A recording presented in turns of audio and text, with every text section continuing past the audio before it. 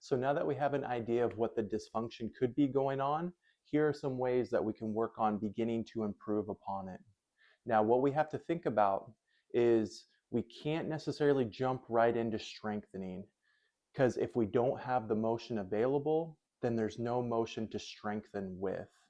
So what we got to do is we got to think about, okay, how do we regain awareness and available motion so then when we progress into strengthening in the next phase, then we have more motion to strengthen within.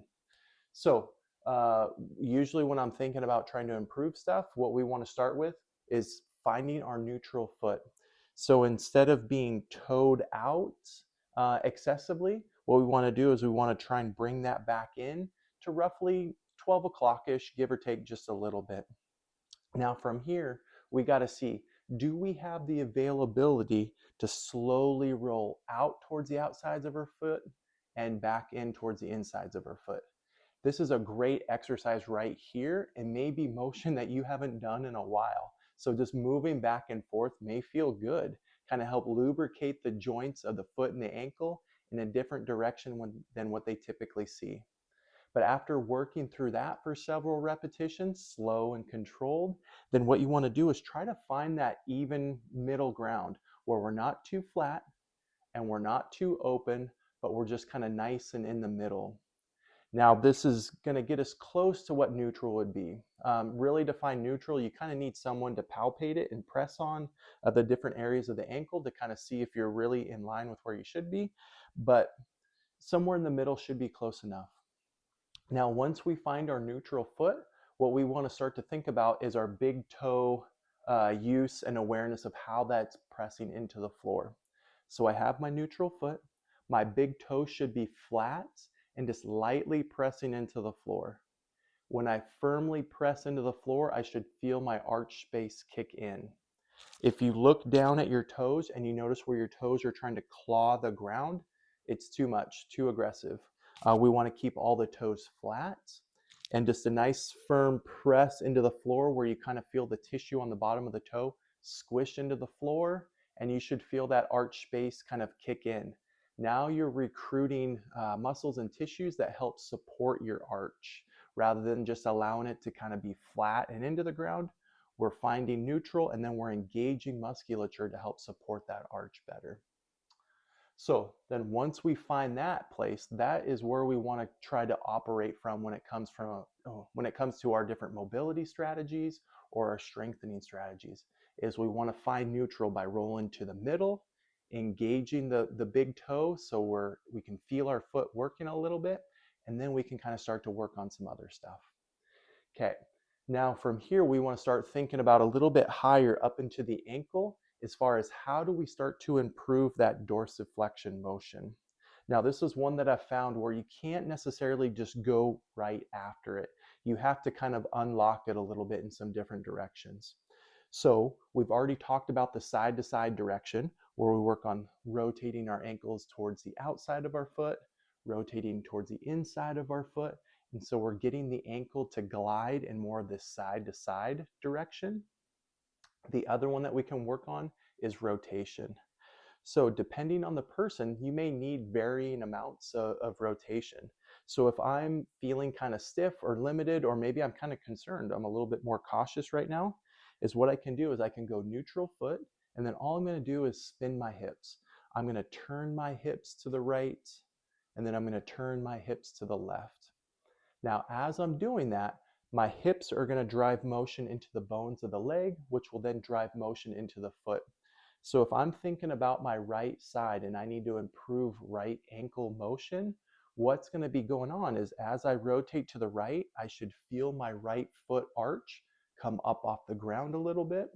And then as I rotate to the left, you're going to feel it flatten into the ground a little bit.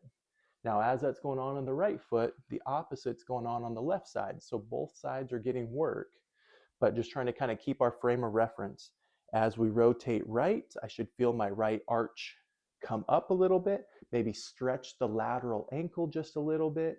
You may feel a little bit of tugging and pulling in the front of the ankle where it's trying to open up or gap that joint just a little bit. And then same idea when we close that right side. This is also really good too if we're trying to get some rotation up into the knees and the hips a little bit. Now, if we're thinking that we need to get a little bit more motion and you're just spinning and you're thinking, nah, this isn't really doing much for me, then what we can do is we can start to use the other foot to create some of that motion. So what we're going to do is we're going to take our left foot and we're going to rotate step across the right side so it helps open that foot up in that arch space, and then we're going to rotate back and close it. We're going to open and close. And so now we're working on unlocking that ankle in two different directions of motion before we now start working on ankle dorsiflexion where we're most limited. So once we've got our rotations, we've worked on unlocking the ankle. Now we can work on either forwards and reverse steps to help get that ankle motion to kind of stretch and mobilize itself out through here, which is the motion that we need for walking. The other thing that we could do is if that feels really, really limited and we can't really do that without our heel lifting too much, then what we can do is we can transition into a front step with the right foot. We're just going to drive that knee forward. It's about getting the shin bone over the foot.